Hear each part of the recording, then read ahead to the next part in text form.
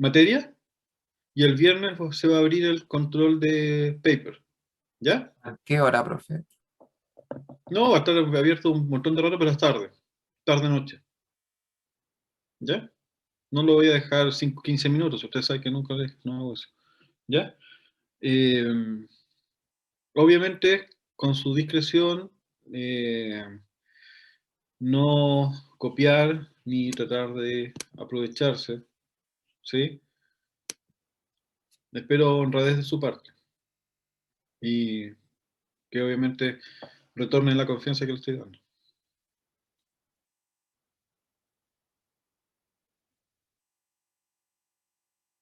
Ya. ¿Alguna duda más que quieran ustedes consultar?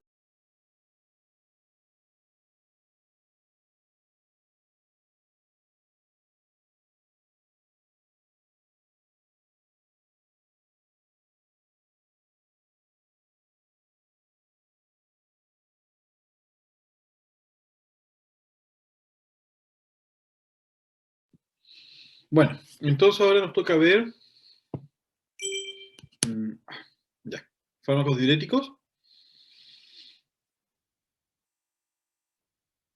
Ustedes, a ver, obviamente un fármaco diurético van a ser fármacos que actúan a nivel renal, estimulando la excreción de agua y electrolitos, debido a que van a alterar el transporte de esto a través del nefrón.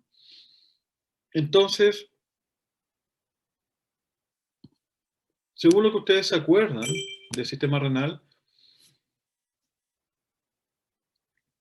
bueno, ya está la diapositiva, pero el manejo de, de la reabsorción renal, ¿sí? De reabsorción de electrolitos y agua, va a tener hartos casos clínicos.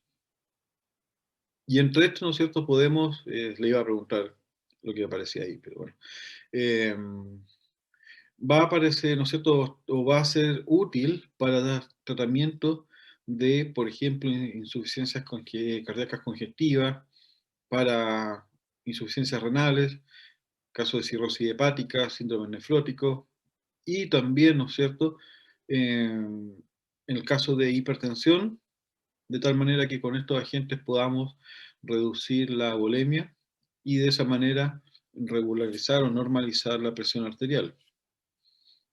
Ahora, nosotros, si ustedes, todo lo que hemos discutido en las clases de fisiología, sabemos que su principal función va a ser poder filtrar y reabsorber, también tenemos secreción, pero poder depurar la sangre, ¿sí? Eliminar el exceso de ciertos electrolitos, eliminar algunas moléculas, ¿no es cierto?, productos del metabolismo corporal, y regular el volumen de agua que tiene el organismo.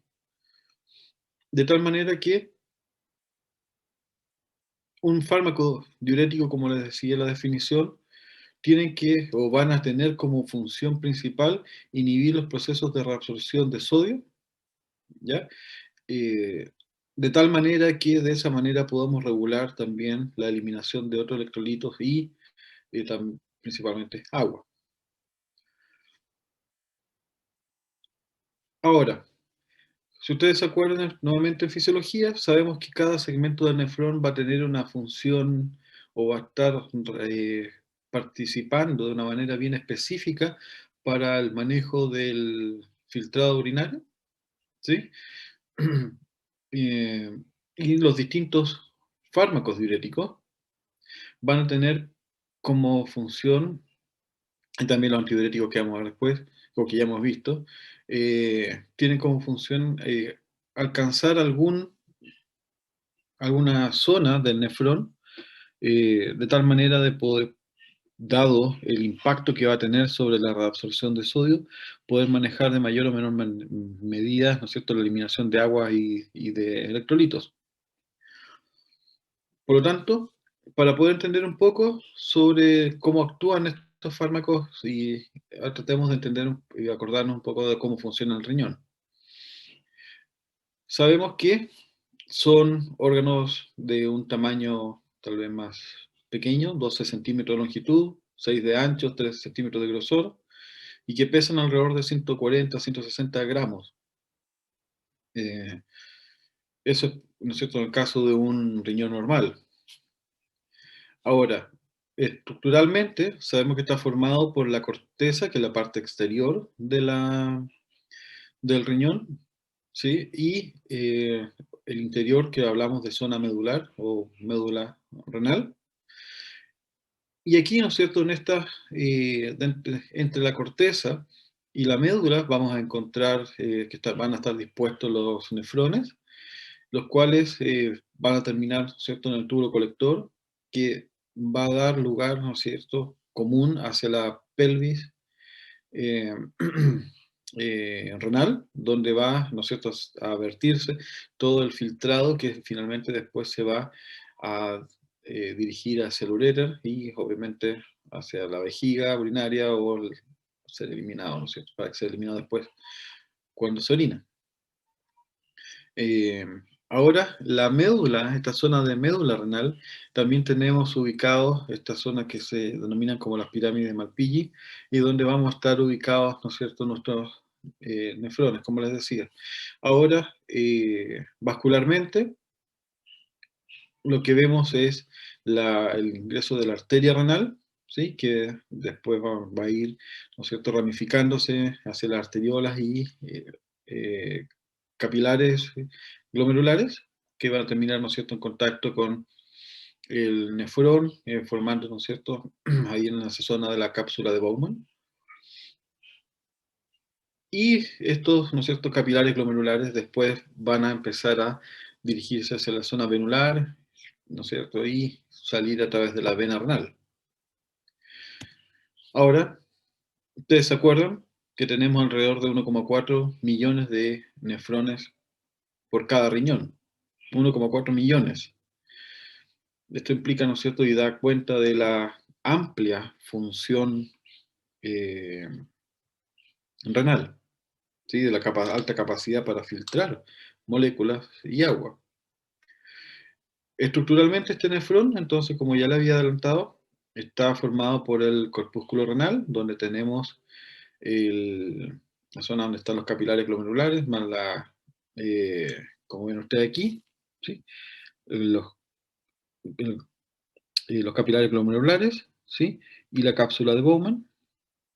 Vemos el túbulo contorneado proximal, que es la zona que, ¿no es cierto?, está recibiendo el filtrado glomerular, esta primera zona. Y después viene el asa de Henle, que está dispuesta en el asa descendente y el asa ascendente, ¿sí? Asa descendente delgada, ascendente gruesa. Y después el túbulo contorneado distal, para terminar en el conducto o tubo colector.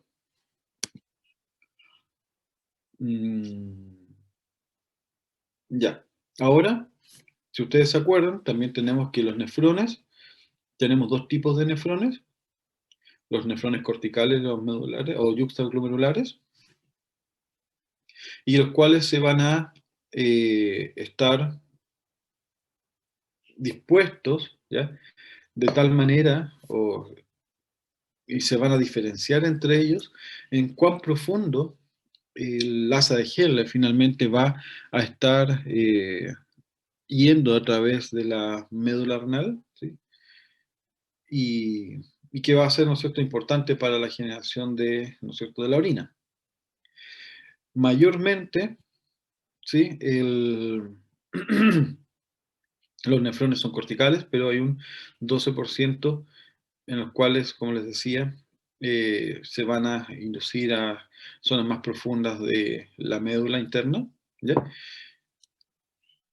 Y lo importante de eso, porque, bueno, algo que no les había dicho anteriormente, que la osmolaridad, perdón, del eh, intersticio en esta zona, en la médula, se va aumentando a medida que vas avanzando hacia zonas más profundas.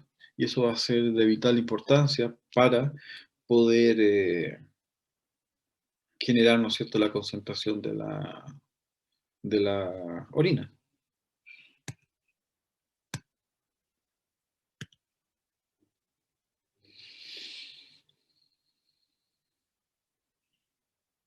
Ya. Ahora, también en el riñón vas a encontrar eh, un grupo de células ya que están ubicados o están conformadas en la zona de las arteriolas aferentes y eferentes y cerca, ¿no es cierto?, del túbulo contorneado distal, en la zona que están, si ustedes fijan acá, en esta zona, ¿ya? Ahí, en los cuales forman el aparato yuxtaglomerular y que van a tener como función, ¿sí?, como células especializadas, de poder recibir la señal que viene desde las células de la mácula densa que están en el túbulo contorneado distal y que les van a mandar, van a estar sensando la composición del líquido tubular, de tal manera que van a estar sensando básicamente la concentración de sodio y de esa manera, ante eh, caída, ¿sí?, en la concentración de sodio, van a liberar renina, que sabemos que después va a terminar por dar lugar, ¿no es cierto?, convertir a angiotensina 2 como punto final, y aldosterona, de tal manera que permita la reabsorción de sodio y agua ante, por ejemplo, caída en la volemia.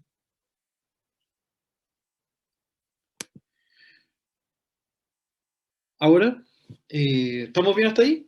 ¿Ninguna duda? ¿Se acuerdan más o menos lo que vimos en la clase de fisiología?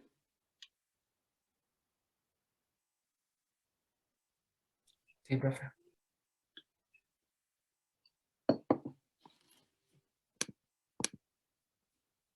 Ya. Entonces, para la formación de esta orina, el fin, nosotros sabemos ya desde fisiología, hemos conversado harto y siempre se lo trato de recalcar, es mantener la homeostasis, ¿sí? De tal manera que vamos a regular el flujo y la pérdida de iones de tal manera que podamos mantener la homeostasis. Ahora, eh, a través de la orina vamos a poder mantener qué parámetros de la homeostasis. Podemos mantener la presión arterial, la regulación del pH sanguíneo, el mantenimiento de la osmolaridad plasmática, eh, la excreción de sustancias de desecho, ¿ya? Ahora, en la orina, ¿cómo está conformada? Principalmente es 95% agua y un 5% de solutos, los cuales van a ir desde sodio, potasio, calcio, cloruros, bicarbonatos, sulfatos, y pueden ir otras moléculas pequeñas, mmm, como ácido úrico, creatinina, algunos, ¿no es cierto?, moléculas de desecho, fármacos metabolizados, mmm, productos de la dieta, y los azúcares, aminoácidos, algunos, a ver, normalmente aminoácidos es muy, muy poco, casi nada. Los azúcares en la orina no deberían estar, proteínas no deberían haber. De repente pueden haber alguna que otra que se pueda haber escapado, pero normalmente glucosa no vas a ver en la orina, ¿no?, en condiciones normales, y proteínas tampoco. Eso ya da seña clara de algún problema renal. Por lo tanto, siempre hay que tener presente que los exámenes de orina, ¿no es cierto?, no deberían haber ni glucosa ni proteínas, es como primer marcador. Ahora, para la formación de la orina, hablábamos de tres procesos principales. La filtración, que se da lugar, ¿no es cierto?, en la cápsula de Bowman, donde el agua y los electrolitos que van en la sangre, ¿no es cierto?, van a pasar al espacio de Bowman y después, ¿no es cierto?, como un cono, se dirigen hacia el túbulo contorneado proximal, y desde aquí van a sufrir procesos de reabsorción tubular de agua y los solutos, donde sabemos que en el túbulo contorneado proximal se reabsorbe prácticamente todo. Y después vamos a generar, ¿no es cierto?, también procesos de secreción tubular de determinados solutos, o sea, desde el intersticio se pueden, o pueden pasar moléculas hacia el lumen del túbulo, ¿ya? Obviamente no en grandes cantidades, pero también ocurre este proceso. Ahora, ¿cuánto, ya, de la cantidad de sangre que pasa por los capilares glomerulares va a ser filtrado? Alrededor del 16 al 20% del plasma sanguíneo.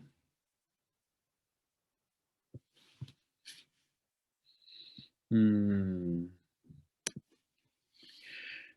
Si ustedes se fijan, si bien no, obviamente no toda el agua va a ser. Si yo les pregunto, a ver, mejor se lo pregunto a ustedes, a ver qué me dicen. ¿Por qué se filtra solamente el 16 al 20% del agua, de la sangre que pasa, ¿no es cierto?, por los capilares glomerulares? ¿Por qué no se filtra el 30, 50 o todo, para que así aprovechemos? Porque hay electrolitos que el cuerpo todavía necesita, que no necesita desechar. No. Por la concentración de iones. Nos vamos acercando, pero no. ¿Mm?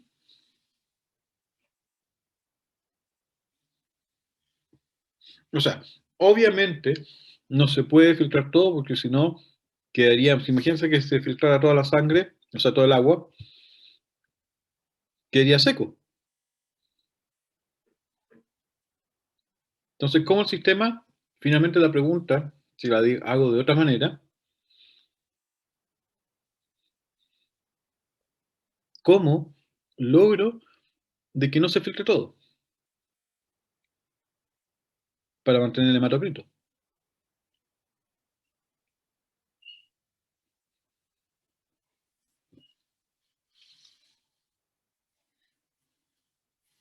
La pregunta es más simple de lo que creen.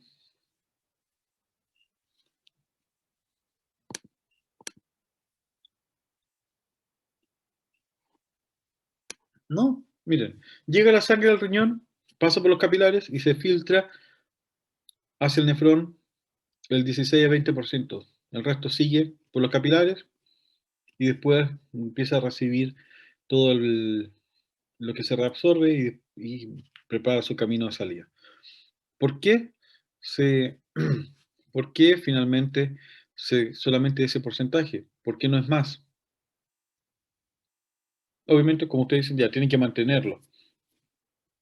No puedes hacer 100 porque si no significa que después quedaría seco, ¿no es cierto? La parte de la arteriola eferente. Pero ¿por qué no es más?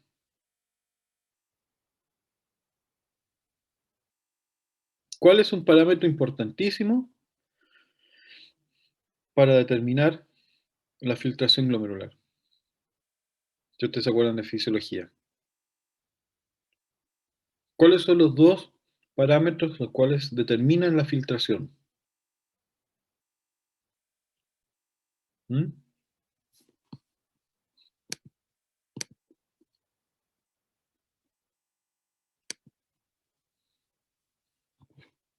¿Cuáles son los dos parámetros por los cuales depende la filtración en el glomérulo?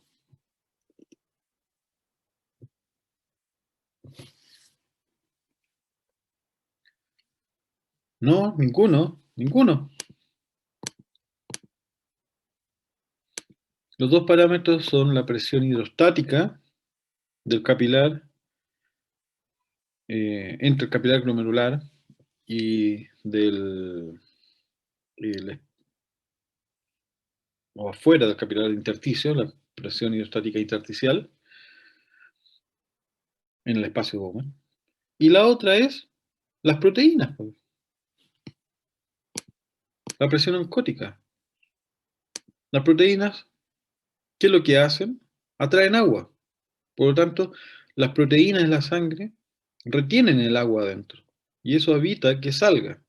Por lo tanto, obviamente, cuando llegan al capilar glomerular, el paso de agua, la cantidad de agua que se va a filtrar, ¿no es cierto?, está limitada por las cantidades de proteínas que están en la sangre. No pueden pasar más. Y obviamente el sistema se aprovecha de eso, para eso está diseñado. Los riñones reciben alrededor de una cuarta parte del gasto cardíaco, 1,2 litros por minuto. Y de eso,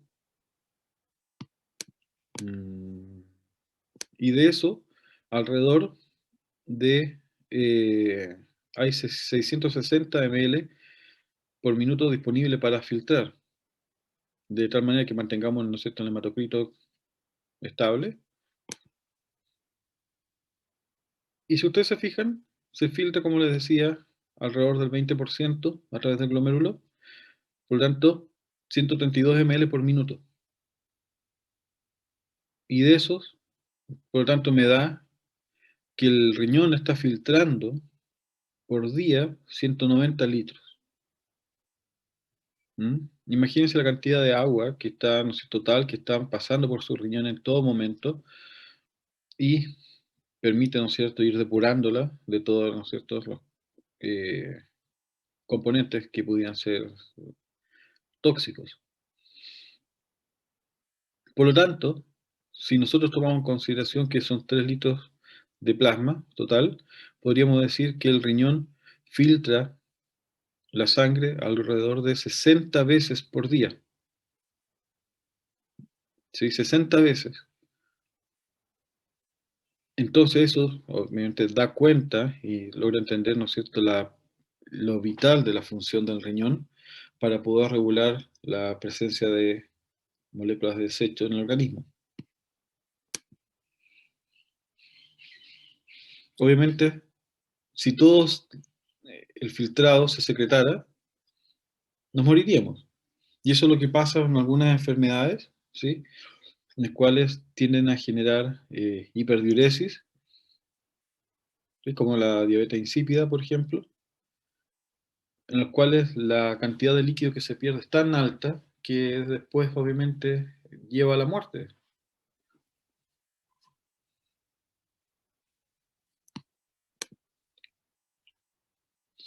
Entonces, podríamos concluir, ¿sí?,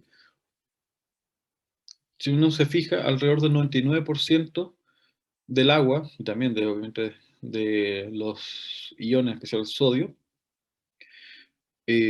son reabsorbidos, ¿sí?, eliminándose alrededor de 1% del agua filtrada, aproximadamente 2 litros de agua se eliminan por la orina diarios.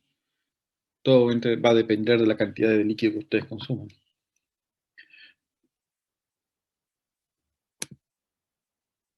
Entonces,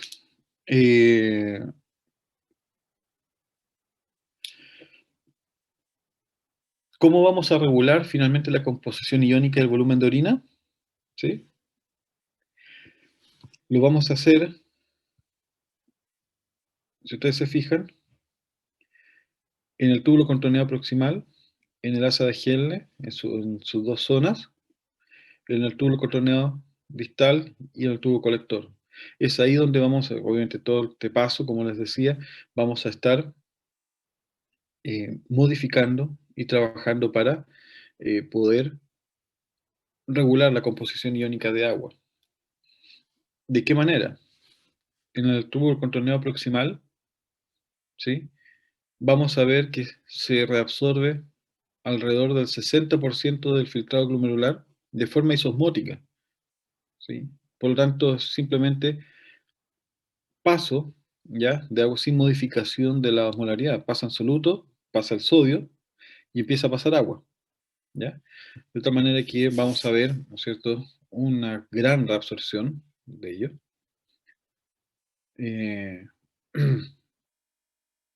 Y como ya habíamos conversado anteriormente, el paso, ¿no es cierto?, el sistema ocupa el transporte de sodio transepitelial finalmente para poder pasar, ¿no es cierto?, otros iones y al agua.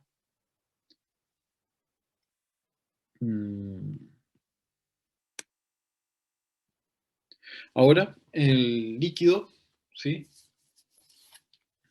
o el filtrado finalmente que va a abandonar, no voy a entrar en detalle porque esto lo tienen que manejar de fisiología, por eso estoy pasando como resumen. El líquido que abandona el túbulo contorneado proximal, todo este filtrado, ¿ya? Como la absorción era isosmótica, ¿sí? También tendría a ser isotónica, ¿ya? Y de tal manera que ahora, después que pasamos el túbulo contorneado proximal, vamos a empezar a trabajar, ¿sí? De tal manera que podamos empezar a generar cambios en la molaridad, de tal manera de poder ir moviendo el agua y el sodio, ¿sí? Y los otros solutos. Si ustedes se fijan, alrededor del 100% de la glucosa, aminoácidos y solutos orgánicos se absorben aquí, al túbulo contorneado proximal, al tiro.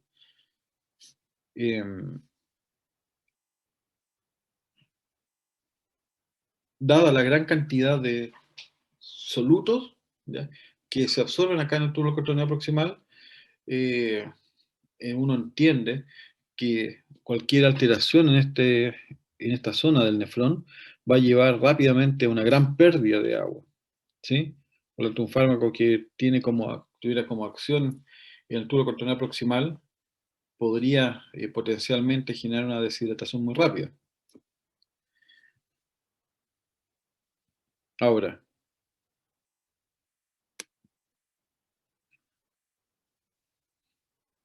¿qué otra cosa vamos a ver en este sistema? ¿Sí? O en esta zona.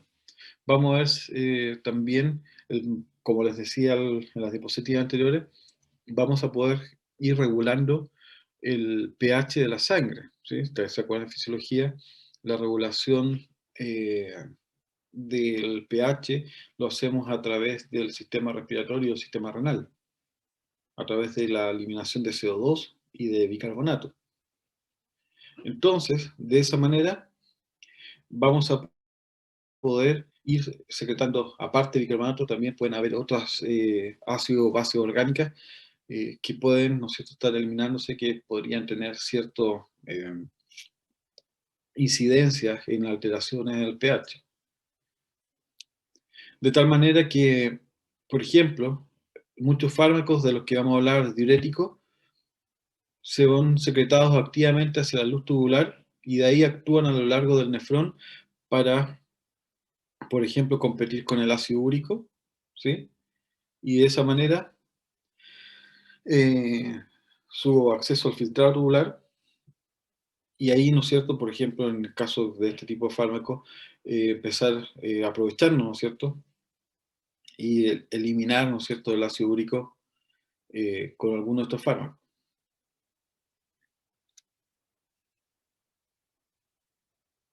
Ahora,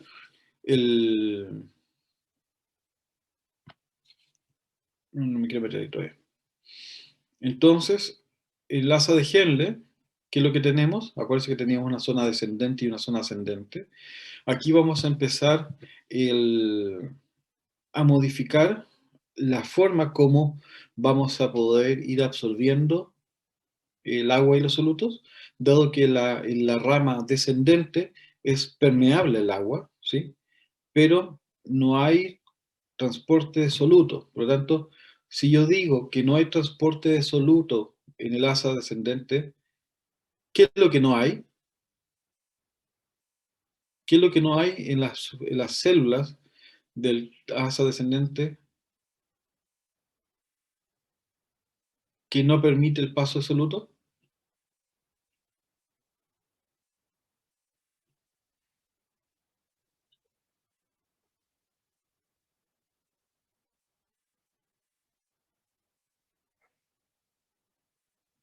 ¿Mm? ¿Qué es lo que no hay? Si ustedes dicen, por ejemplo, en la asa descendente no vamos, nosotros no vamos a tener paso de agua, ¿sí? Pero no de solutos.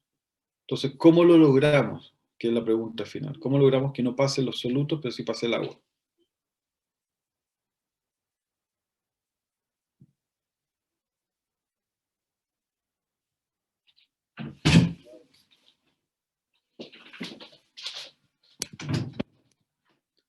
¿Cómo? ¿A qué te refieres con Santiago con membrana?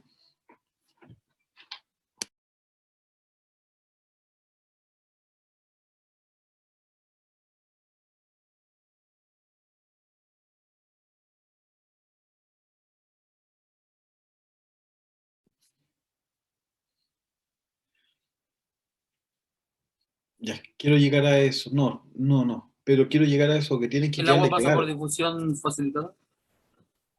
No, pues si estamos diciendo que es permeable al agua, pero no a los solutos. Por lo tanto, no hay paso de solutos en esta zona. Entonces, ¿cómo lo hace el sistema para que no pasen los solutos y sí pase el agua?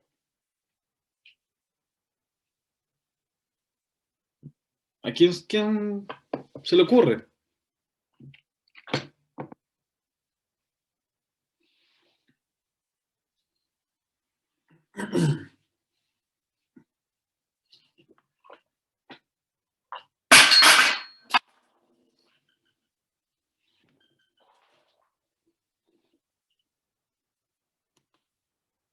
¿Nadie? ¿A nadie se le ocurre? A ver, dedocracia.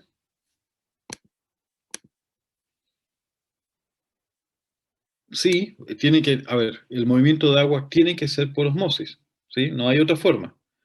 La pregunta es cómo lo generamos, si nosotros hasta ahora sabemos, eh, ya, vamos por acuaporinas, pero ¿cómo lo hace?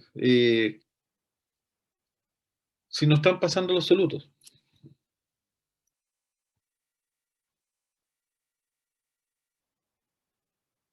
¿Y cómo hace para que no pasen los solutos?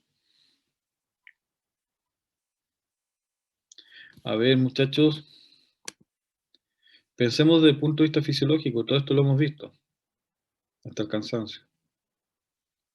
Mm, ¿Catalina Alfaro?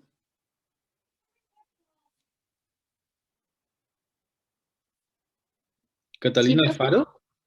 Dime, ¿cuál es tu idea? Mm,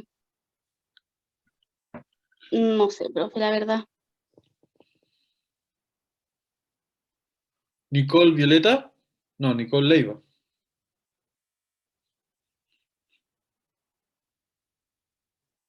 ¿No?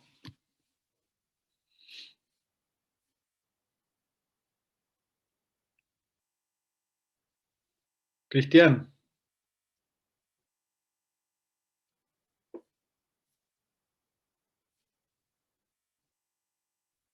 tampoco. ¿Cuál Cristian? Tú, Se me ocurre que probablemente no hayan transportadores o canales para estos solutos. exacto. Esa es la respuesta. O sea, ¿cómo yo paso los solutos? Por canales, transportadores. Entonces, ¿qué no tengo que tener en estas células para no poder pasarlos? Los canales y transportadores. Entonces ya, ahí respondo la mitad de la pregunta. Ahora, ¿cómo muevo el agua? Álvaro dice por acuaporinas, canales, ya. Pero ¿cómo logro generar ese flujo osmótico si no estoy pasando los solutos?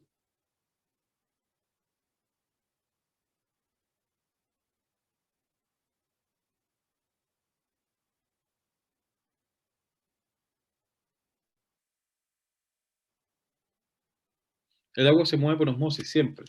No hay otra forma de moverla.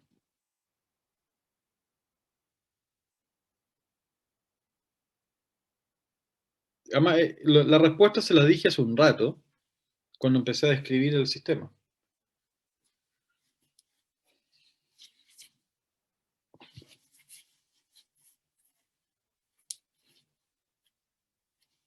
¿No?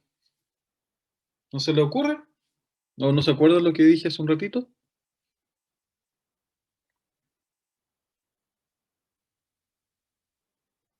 Si no puedes mover los solutos, genera un ambiente altamente hiperosmótico en la zona intersticial. Si el sistema, o tú generas un sistema altamente hiperosmótico en el lado intersticial, ¿qué vas a generar? Que el agua se mueva desde el lumen hacia el intersticio, ¿o no? ¿Sí o no? Sí, profe, se genera un gradiente de Exacto, concentración. exacto. Y eso es lo que pasa en la médula, se los dije al principio. Lo que va generando un aumento de la osmolaridad creciente hasta 1200 miliosmolar en la zona más profunda, ¿no es cierto?, de la médula. Y eso obviamente implica que va a empezar a generar el movimiento de agua. ¿Sí? Y de esa manera, de esas dos formas que hemos descrito ahora, generamos que no haya, ¿sí? Generamos que no haya transporte de soluto, pero sí de agua. Mientras que en el asa ascendente es impermeable al agua, pero sí mantiene la reabsorción de cloruro y sodio, de solutos, ¿ya? Obviamente van a ser, ¿cómo lo hago? Por transporte activo. Empezar a tomar los solutos y empezar a mandarlos por transporte activo. ¿Y cómo lo logro finalmente? Porque genero las gradientes, ¿ya? La molalidad, la concentración, bueno, en general la molalidad la conseguimos con la urea, ¿sí? Empieza a generar una alta concentración de urea en la médula. Pero esta, obviamente, la asa ascendente gruesa, ¿no es cierto?, empieza a salir de esa zona altamente concentrada para llegar a una zona un poco más isosmótica.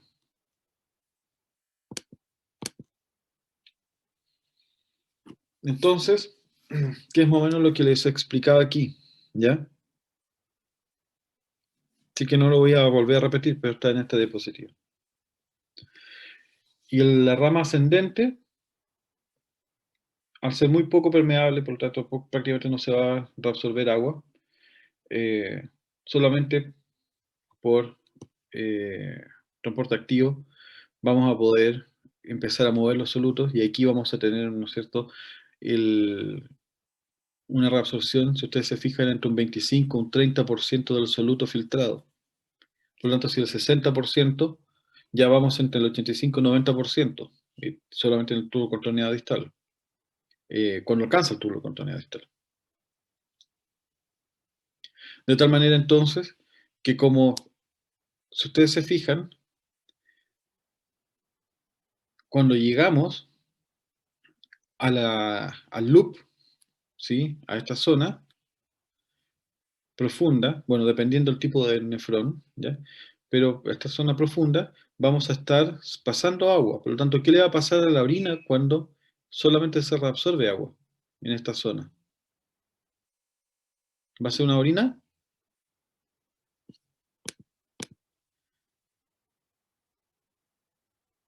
¿No estoy grabando la clase? Chuta máquina. ¿Verdad? Pero Asadi yo creo que lo está grabando. Ya, ahí la estoy empezando a grabar. No apreté el botón. Ya, entonces aquí generamos una orina concentrada, ¿sí? Entonces, acá tenemos, pasa agua, por lo tanto empezamos a concentrar. Cuando subimos, ya no puede pasar agua, pero empezamos a pasar soluto. ¿Qué es lo que empezamos a hacer? A diluirla, ¿no es cierto? ¿Estamos de acuerdo? Empezamos a diluir.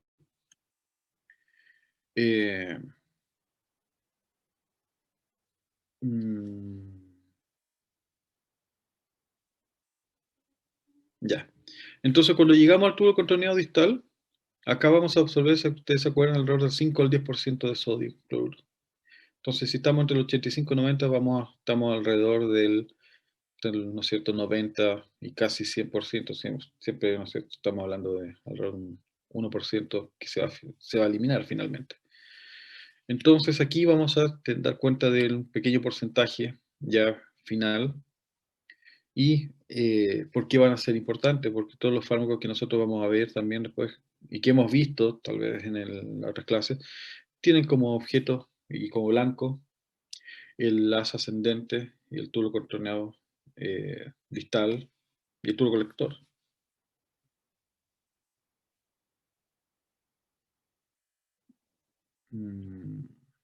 Ya.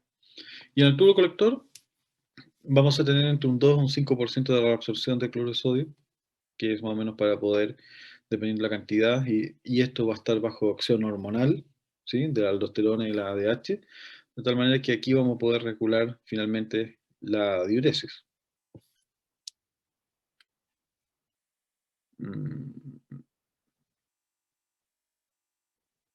Ya. Esto lo estoy soltando, se los dejo para que lo estudien, pero ya lo hemos visto. Entonces, veamos. Con respecto a la farmacología, ¿cómo vamos a clasificar a los diuréticos? ¿Sí? Vamos a clasificarlos como los inhibidores de la anidrasa carbónica, los diuréticos osmóticos, diuréticos de Lassa, diuréticos tiacídicos y los diuréticos arrobadores de potasio. Partamos por los inhibidores de la anidrasa carbónica, como la acetazolamida, obviamente poco usados, ¿sí? Y dan cuenta alrededor de un 5% del sodio. Actúan principalmente a nivel del túbulo contorneo proximal. No incluyen una pérdida importante de sodio, dado la poca cantidad que van a dar cuenta, va a ser posible recapturarlos en el asa de Henle, ¿sí? En el túbulo contorneo distal.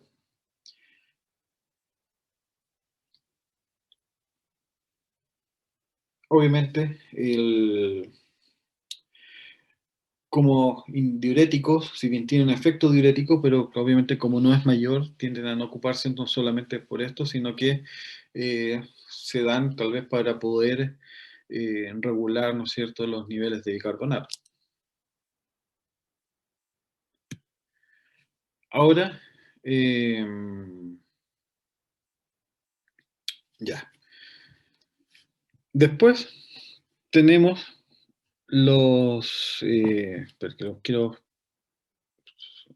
bueno, este es el mecanismo de acción de esto, que quiero después ir pasando esta diapositiva una por una para que vayamos viendo, visualizando a lo largo del nefrón cada uno de ellos. Pero si nosotros vemos la acetazolamida, ¿sí? Como un inhibidor de la anidrasa carbónica, lo que les dije finalmente es que va a inhibir la reabsorción de bicarbonato, ¿ya? Ahora, ¿cómo lo va a hacer? Finalmente, porque genera una inhibición reversible de la enzima, obviamente a nivel intracelular, y en la membrana apical del epitelio, o sea, mirando hacia el lumen del epitelio.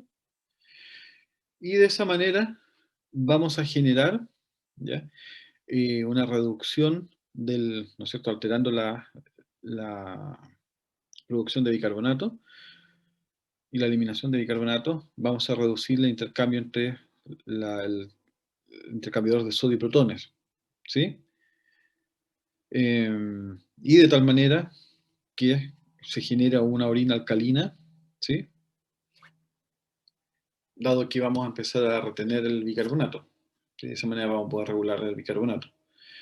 Y de esa manera, obviamente, el pH de la sangre. Ahora, normalmente, obviamente, se va a producir, ¿sí?, por un aumento de las excreciones de sodio, bicarbonato y agua. De tal manera que podemos, por la pérdida renal de bicarbonato, generar una acidosis metabólica, ¿no es cierto?, una hiperclorémica moderada, ¿no es cierto?, o dicho de otra manera, acidosis metabólica hiperclorémica moderada.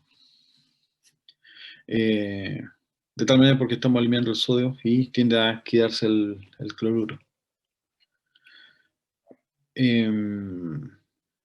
Ahora, ya, acá vemos una visión tal vez más esquemática. Aquí está la anidrasa carbónica en ambos sectores, como les decía, ¿sí? De tal manera que normalmente el CO2, ¿no es cierto?, se produce con el agua, va a generar el bicarbonato, más protones. El protón va a salir en el intercambiador con sodio y vamos a aprovechar finalmente para este protón generar, ¿no es cierto?, agua y CO2 y volver al sistema para mandar el bicarbonato a la sangre, ¿sí? De de tal manera que los inhibidores de este proceso finalmente lleven a que no se pueda o se bloquee este sistema, ¿sí? De tal manera que vamos de esa manera a inhibir la producción de protones, su transporte, no se va a transportar al medio, y el bicarbonato se empieza a eliminar. Ahora, obviamente, ¿qué otros tipos de indicaciones terapéuticas tiene? Tratamientos de glaucoma, ¿sí? De tal manera que reduce la presión intraocular en el glaucoma de ángulo abierto, posiblemente por el bloqueo de la anhidrasa carbónica en el cuerpo ciliar ocular y reduciendo la formación de humor acuoso, y de esa manera se disminuye la presión intraocular. Obviamente por eso va a ser más útil en el tratamiento crónico que en el agudo. En casos de epilepsia, se ha visto que puede ser útil en algunos tipos de epilepsia infantil.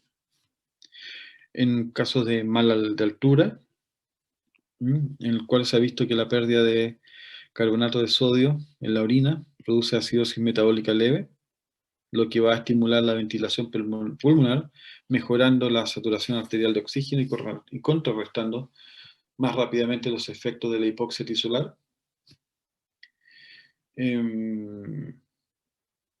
Cuando se ha administrado, ¿no es cierto?, durante las 5 noches anteriores a la ascensión, evita la aparición de la astenia, disnea, mareos, náuseas y edema cerebral y pulmonar.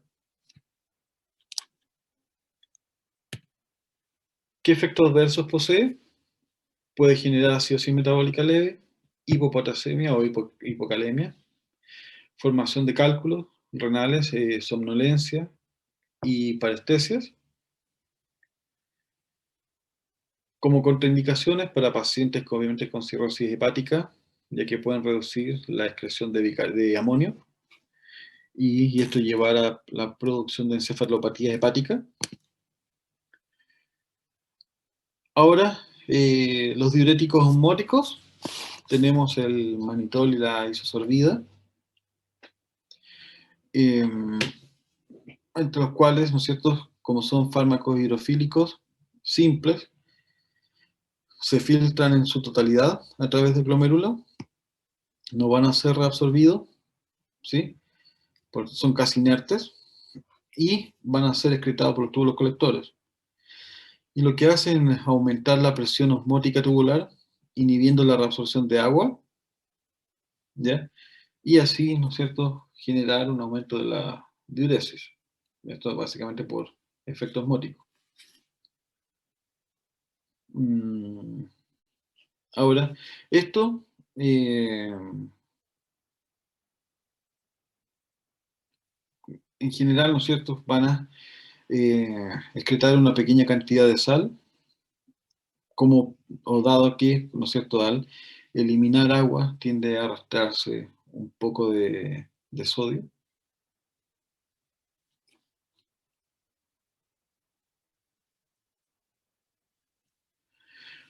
Indicaciones terapéuticas, insuficiencia renal aguda para mantener el flujo urinario, ¿no es cierto?, ya sea por shock o por la ingestión aguda de sustancias tóxicas. En caso de edemas cerebrales, dado que vas perdiendo agua, disminuye la volemia y de eso va a disminuir la hipertensión intracraneal. También en caso de hipertensión intraocular, en ataques agudos de glaucoma o en cirugías oculares.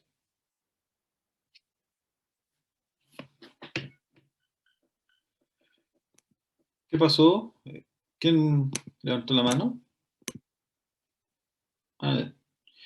Ya. También vemos que, ¿no es cierto?, al aumentar la presión osmótica, van a extraer agua del ojo, ¿sí?, y en el cerebro. Por tanto, van a ser útiles para ataques agudos de glaucoma, para controlar la presión ocular, ¿ya?, antes y después de la cirugía oftálmica. Sus efectos adversos principalmente están relacionados con la expansión del volumen extracelular. El manitol se distribuye rápidamente en el compartimento extracelular y extrae agua del compartimento intracelular. Por lo tanto, puede generar posiblemente deshidratación si no se repone el agua rápida adecuadamente. Puede llevar a generar, por eso, cefaleas, náuseas y vómitos.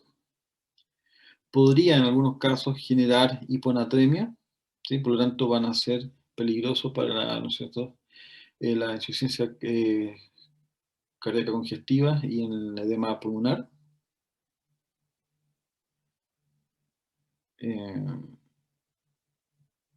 Obviamente vemos que el manitol, ¿sí?, todo esto se puede explicar por la salida de agua de la célula líquido extracelular, ¿ya? Y esa agua obviamente va a diluir la concentración de sodio, produciendo esta hiponatremia. Y esto se va a mantener hasta que este exceso de agua se elimine. Sus contraindicaciones en pacientes que ya tienen demasiado líquido en el cuerpo, como en nefropatías graves o en insuficiencia cardíaca, anuria, ¿sí? Pueden producir, ¿no es cierto?, obviamente una sobrecarga circulatoria, y hemorragia intracraneal, si es que generamos, ¿no es cierto?, un aumento muy grande de la volemia y generan un aumento del flujo sanguíneo cerebral. Ahora tenemos las tiacidas, ¿sí?, y sus moléculas afines, como la clorotiacida, hidroclorotiacida, el benzofluomethiazida, indapamida, xipamida y la clortaridona. Son los o diuréticos más usados, que van a actuar, ¿no es cierto?, sobre o tienen como objetivo este 5 o 10% de sodio.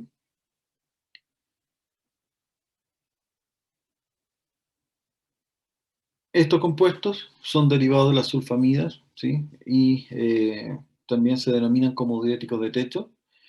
De tal manera, ¿por qué? Porque al aumentar las dosis no hay incremento en el efecto. Su acción diurética es moderada, dado que por el porcentaje, ¿no es cierto?, por donde están actuando. Si ustedes se fijan aquí,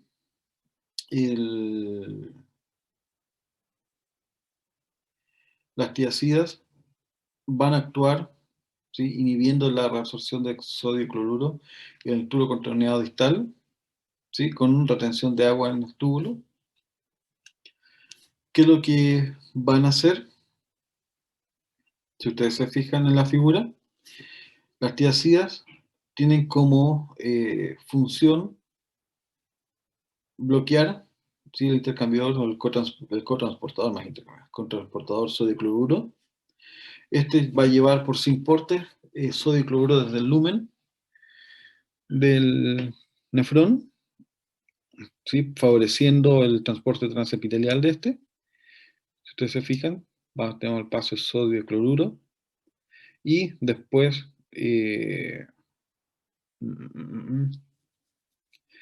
el cloruro, o sea, pasa, ¿no es cierto?, por un canal de cloruro por difusión facilitada, y el sodio lo mandamos al intersticio a través de la bomba sodio por ACTPase. Ahora, el potasio, en este caso, puede ayudar, ¿no es cierto?, a traspasar el cloruro, ¿sí?, en cotransporte, y también puede pasar por difusión facilitada hacia el lumen, ¿no es cierto?, para eliminarse y permitir, ¿no es cierto?, la eliminación del exceso de potasio. Ahora, entonces, sus acciones alcanzan su lugar tras sufrir la filtración glomerular y la secreción tubular, y su eficacia tiende a disminuir a medida que la función renal vaya disminuyendo.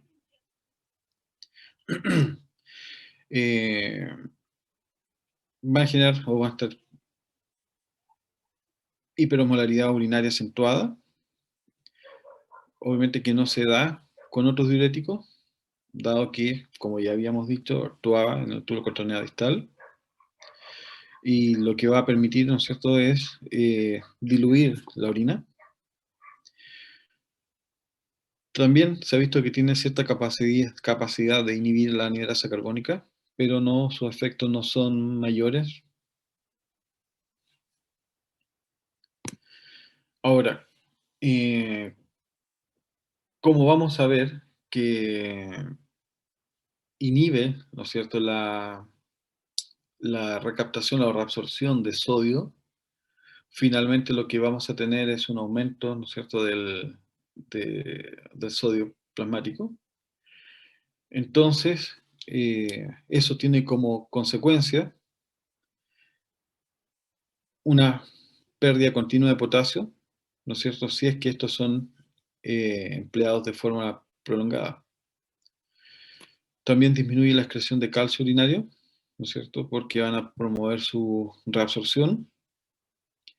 Y tienen como objetivo final, o se ha visto, que disminuir la resistencia vascular periférica, dado que vamos a, aparte de disminuir la volemia, permitir la relajación del músculo liso arteriolar. Sus efectos comienzan 1 a 2 horas de la ingesta del medicamento y alcanzan su máximo entre las 4 a 6 horas. Y esto se puede prolongar entre 8 a 12 horas, con excepción de la clortalidona, que puede durar entre 48 y 72 horas. Ahora, como indicaciones, para la hipertensión arterial, para edemas, por ejemplo, secundarios a una insuficiencia cardíaca congestiva, una hepatopatía o un síndrome nefrótico, para diabetes insípidas y nefrógenas, por su capacidad de producir una orina hiperosmolar. También podemos o pueden actuar, ¿no es cierto?, para sustituir la ADH, aumentando la diuresis, ¿no es cierto?, hasta 11 litros al día. También en caso de nefrolitiasis, ¿sí?, causada por hipercalciuria, ¿sí?, el oxalato cálcico. Y, ¿no es cierto?, también para el caso de sobredosis de fármacos para poder aumentar su eliminación. Efectos adversos, puede generar hipocalemia, ¿sí?, y eso llevar tal vez a peligro de generar arritmias ventriculares. Puede llevar a la activación del sistema renina-angiotensina-aldosterona, ya obviamente por la disminución de la volemia. Puede generar hiponatremia, ¿ya? Obviamente la hipovolemia también va a generar o va a causar a un aumento de la ADH, y eso, ¿no es cierto?, también llevar a potenciar el efecto diurético. Hipovolemia también, que puede llevar a hipotensión ortostática y pudiendo generar tal vez hipercalcemia. Puede generar hiperglicemia, ¿no es cierto?, dado que puede inhibir la secreción de insulina, uricemia, y gota por reducción de la cantidad de ácido úrico excretado. Hiperlipidemia, disfunción sexual e hipersensibilidad, ¿sí?, lo que podría llevar, por ejemplo, a depresión de la médula ósea, dermatitis, vasculitis necrosante o nefritis intersticial, en especial a pacientes que son alérgicos a las sulfamidas. Y sus contraindicaciones están en pacientes con hiponatremia, hipocalemia o hipercalcemia, hiperuricémicos y gotosos, pacientes que toman glucósidos cardíacos,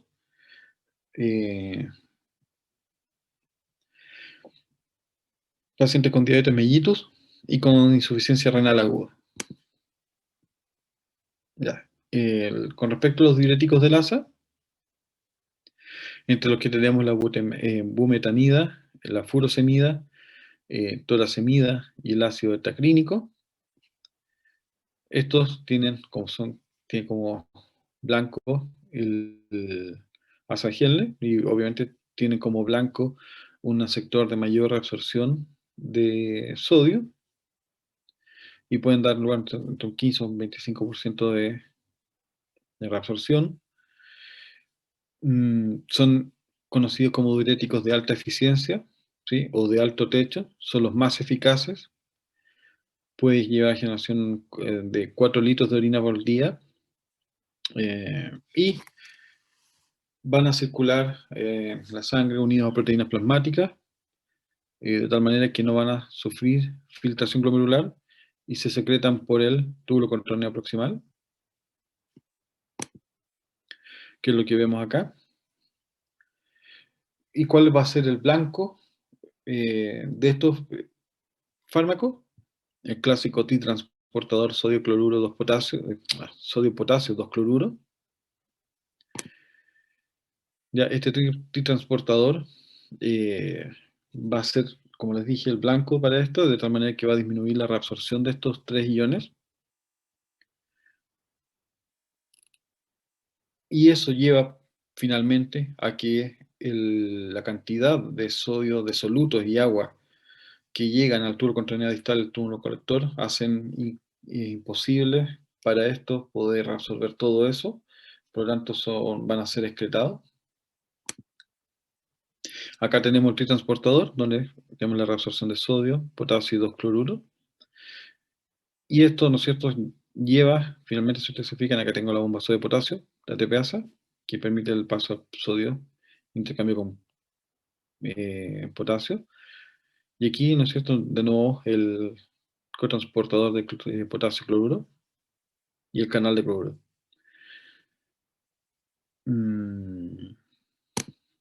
Ahora,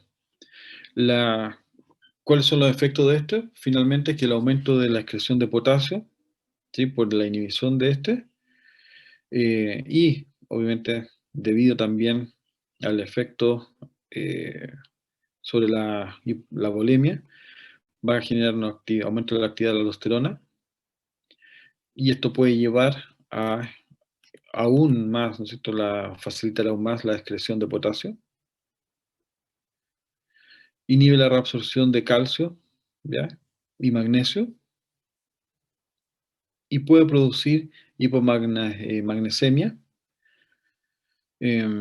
Ahora, el calcio es reabsorbido a nivel del túbulo contorneo distal, o puede llegar a ser reabsorbido por las acciones de la vitamina D y la PTH, por lo que en general, ¿no es cierto?, no deberíamos ver hipocalcemia. También, obviamente, como la rama ascendente gruesa también es parte del segmento diluyente, estos fármacos van a bloquear la capacidad del riñón de excretar una orina diluida durante la hidropenia. Su administración continuada produce reducción de la excreción de ácido úrico, ¿sí?, probablemente por competición entre el diurético y el ácido úrico por el mecanismo secretor de ácido orgánico a nivel del túbulo proximal, y producen vasodilatación renal, ¿ya?, por el aumento de la síntesis de prostaglandina, y obviamente los AINES van a reducir este efecto. En el caso de la furosemida, por vía oral, tiene su inicio del efecto entre 30 a 60 minutos, y el efecto máximo entre la 1 a 2 horas, con una duración máxima entre 4 y 6 horas. Y cuando sea por vía intravenosa, en urgencias, la diuresis ya parte de los 5 minutos, alcanzando el efecto máximo a los 30 minutos, generando una diuresis completa a las 2 horas. Sus indicaciones: para edema agudo de pulmón como tratamiento de emergencia, de oliguria, caso de oliguria secundaria a un fracaso renal agudo, edemas producidos por insuficiencia cardíaca congestiva, hepatopatía o síndrome nefrótico, o cuando ya no responde a las tiazidas, para hipertensión arterial, ¿sí?, que no responde a otros diuréticos, y en el caso de hipercalcemias o hipercalemias. Sus efectos adversos obviamente van a estar en la hipocalemia, hiponatremia, hipotensión e hipovolemia, hiperuricemia o gota, en el caso de alcalosis metabólicas, y ototoxicidad.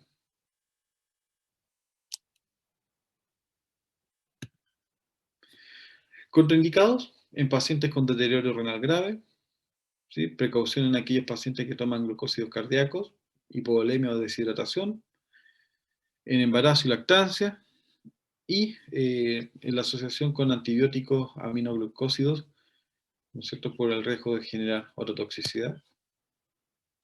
Y ahora el otro grupo son los ahorradores de potasio, ¿sí?, que tienen como blanco y pueden dar cuenta de un 2 al 3%, ¿no es cierto?, de inhibición de reabsorción.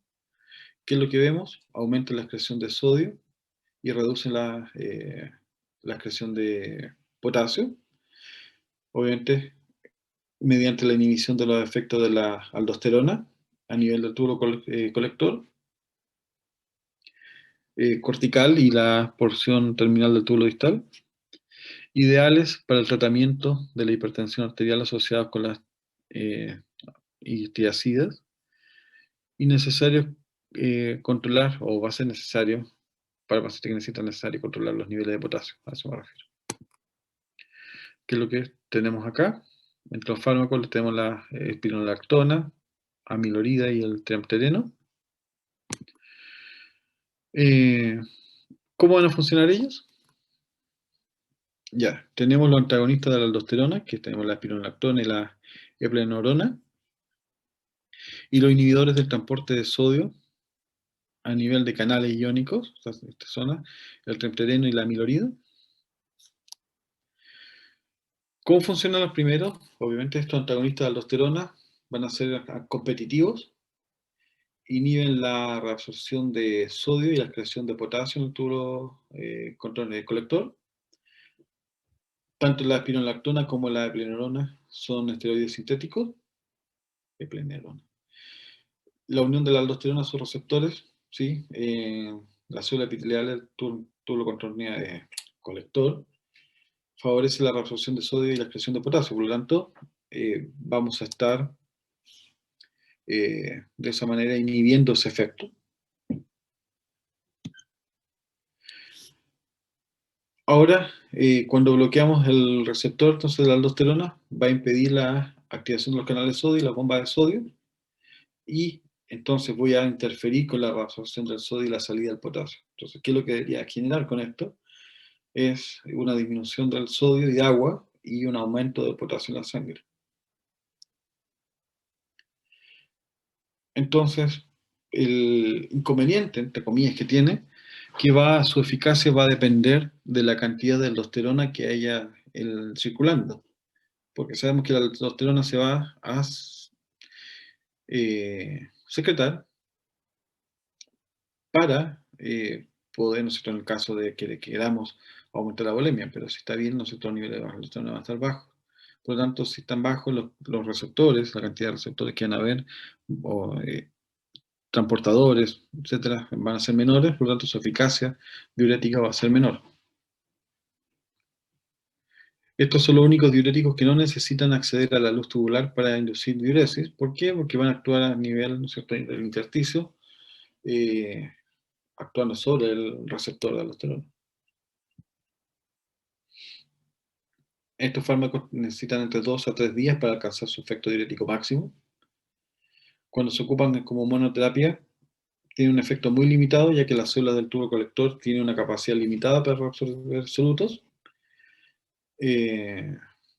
Y, por lo tanto, en consecuencia, el bloqueo de los canales de sodio en esta parte del nefrón origina solo un ligero aumento en la tasa de excreción de cloruro de sodio, que alrededor, como le decían, 2-3%. Ese efecto entonces no va a ser muy fuerte. Sus indicaciones para la hipertensión arterial asociadas con tiazidas o con diuréticos de Lassa, para prevenir las pérdidas de potasio. Insuficiencia cardíaca, ¿sí? La espironolactona evita el remodelado cardíaco, aumentando la supervivencia. Diuréticos de elección en la cirrosis hepática, con o sin ascitis. Y para el hiperaldosteronismo primario, por ejemplo, síndrome de Cohn, y también para el secundario. Sus reacciones adversas, hipercalemia, necesarias para controlar los niveles de potasio, ginecomastia, impotencia sexual, atrofia testicular, hipertrofia de próstata, interacciones menstruales, en el caso de acciones sobre receptores androgénicos y gestagénicos, y también para trastornos digestivos frecuentes. Sus contraindicaciones, para hipercalemia, insuficiencia renal y en caso de hipersensibilidad a estos compuestos. Ya, otro tipo son el que habíamos visto de estos, que eran los inhibidores del transporte de sodio, el tremfetereno y la amilorida. Actúan en el tubo coroneo distal, comienzo del colector, ¿sí? Los canales de transporte de sodio de la membrana luminal, obviamente, que están participando en la entrada de sodio, van a ser el blanco de estos fármacos, de tal manera que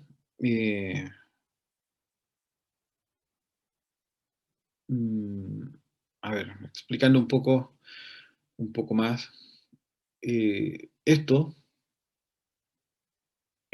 normalmente el flujo de sodio, ¿ya? La entrada de sodio va a generar un gradiente electroquímico, ¿ya? Y eso finalmente, ¿no es cierto?, genera una diferencia de potencial transepitelial que permite, ¿no es cierto?, las fuerzas necesarias para la secreción de potasio hacia el lumen, ya a través de canales de potasio, que es lo que muestra aquí en la figura. La amilorida y el tremfetereno lo que hacen es bloquear este canal de sodio de tal manera que no puede pasar el sodio, que nosotros sabemos que por el transporte transepitelial va a poder, ¿no es cierto?, pasar a la célula y después por la bomba sodio potasio TPasa poder, ¿no es cierto?, pasar al lumen, ¿ya? Y lo que nosotros vamos a hacer, ¿no es cierto?, inhibir el paso del sodio, por lo tanto no pasa sodio, no pasa agua. Sabemos que en esta célula la aldosterona lo que hace, entre otras cosas, estimular la presencia, aumento en los canales de la bomba de potasio TPasa, su actividad, etc. Y la vasopresina, que estimula el transporte de la guaporina para que reabsorbe el agua. Pero con estos fármacos lo que hacemos es finalmente inhibir el paso del sodio, por lo tanto, contrarrestamos los efectos, ¿no es cierto?, hormonales y el agua. Se limita el flujo osmótico del agua.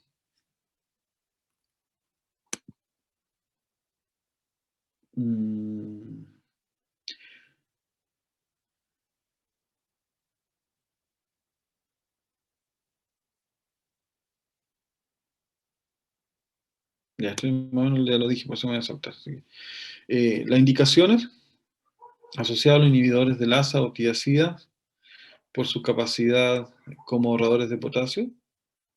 Tienen efectos adversos como hipercalemia, ¿sí? Por lo tanto van a ser contraindicados en insuficiencia renal y en pacientes que toman IECAS y suplementos de potasio. El triptedeno, por su estructura, podría comportarse como un débil antagonista del ácido fólico y desarrollar megaloblastosis. Y también el triptedeno, por su escasa solubilidad, puede precipitarse en la orina y originar cálculos. Ya. ¿Dudas hasta acá?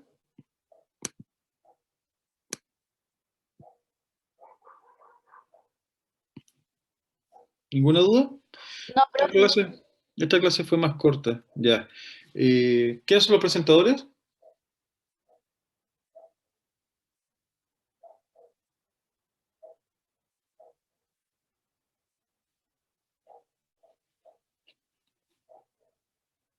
¿Quiénes son los presentadores?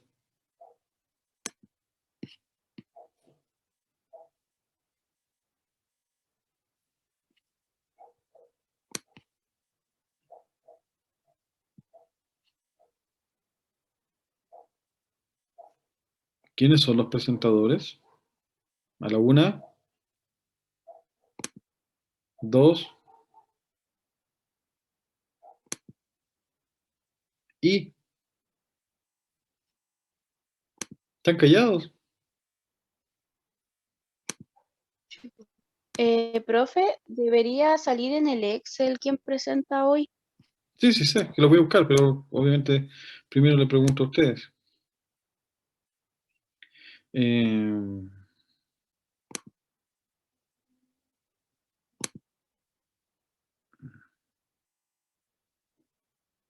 ¿Qué pasó con el grupo? Yo pensé que no...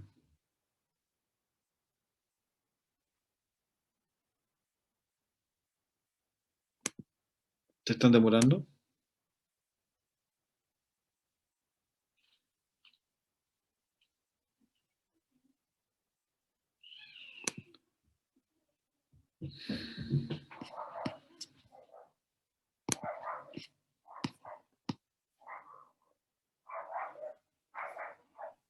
Profe, igual acabo de revisar el Excel y por la fecha no tocaría a ningún grupo presentar hoy.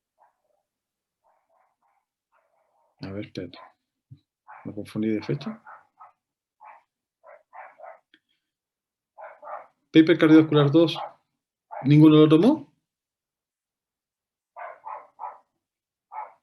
Hoy día tocaba paper de cardiovascular 2. Déjame ver. Que estoy...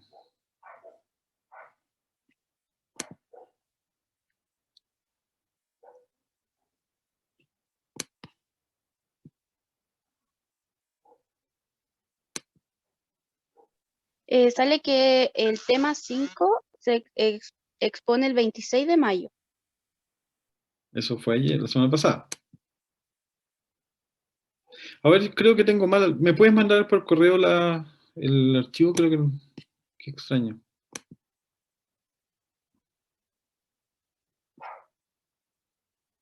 Va, 26 de mayo, estoy clarito. Ya, sí. A ver, ¿me pueden mandar por correo lo que tiene usted? Porque qué extraño. No lo que... Sí, profesora, al tiro. A ver, espera.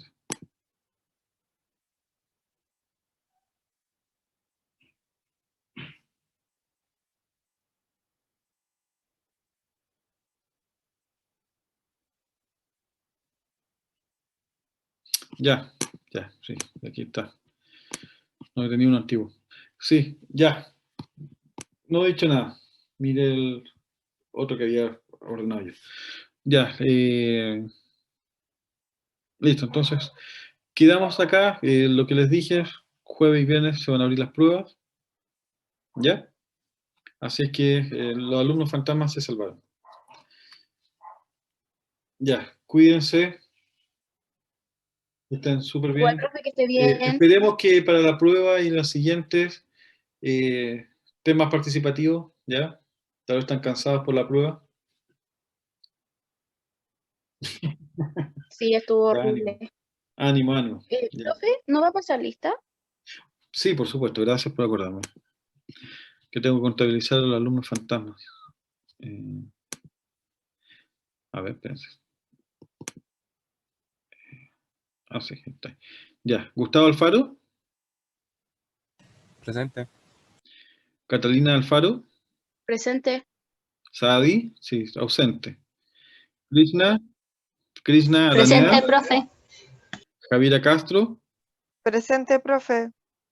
Jenny todavía está en la prueba, Yanis todavía está en la prueba, Presente, profe. Millaray, Presente, profe. no, Yanis estaba dando la prueba solemne 1 sola. Sebastián Garcés, Presente. Daniela González, Daniela González, ¿no? Fátima Herrera, Presente. Cristian Ibarra, Cristian Ibarra, Escribí en el chat. ya, gracias. Javiera Ibarra, Javiera Ibarra, ¿no? Ya. Álvaro Jiménez, Presente. Andrea Leiva, ¡oh! De nuevo, pucha máquina, Nicole, no pasé. Nicole Leiva, Nicole Leiva, ¿no? Ah, por eso no me dijo nada. Ya, Joshua Millar, Presente, profe. Kevin Olivares, Kevin Olivares, ¿no? Andrea Paredes, Andrea Paredes, ¿no? No. Danixa Paredes, Danixa, Tampoco. Camila Rojas. Presente, profe. Santiago Sepúlveda. Presente, profe. Cristian Valenzuela, ausente. Acá estoy, profe. Alexandra Vargas. Presente, profe. Daniel Vidal. Presente pero ausente. Ingrid Villagra. Ingrid. Nicolás Yacín. Presente. Ya, espera, tengo dos. A ver, 1, 4, 6, 7. ¿Quiénes son los presentes pero ausentes? Porque veo, tengo 7 ausentes y deberían haber solo 5.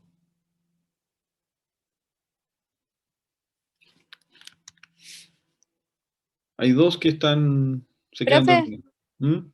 A mí me dijeron que, o sea, las chiquillas me dijeron, la de Nixa y la de Andrea, que se les pegó el Zoom. Danixa. La Nixa Paredes y Andrea Paredes. Ya, te voy a creer. Listo. O sea, estoy mintiendo. Ya, gracias, profe. Ya, que estén bien, cuídense. Nos vemos. Igual, profe, que esté bien. Chao, profe, que esté bien. La prueba. Chao, La profe, prueba que esté está. bien. Chao, ¿Ah? profe. Sí, la prueba está súper difícil, ¿ya? No. Ya, cuídense. Nos vemos. Chao, chao. Me voy a matar. Chao, profe. Cuídese, profe. Chao, chao.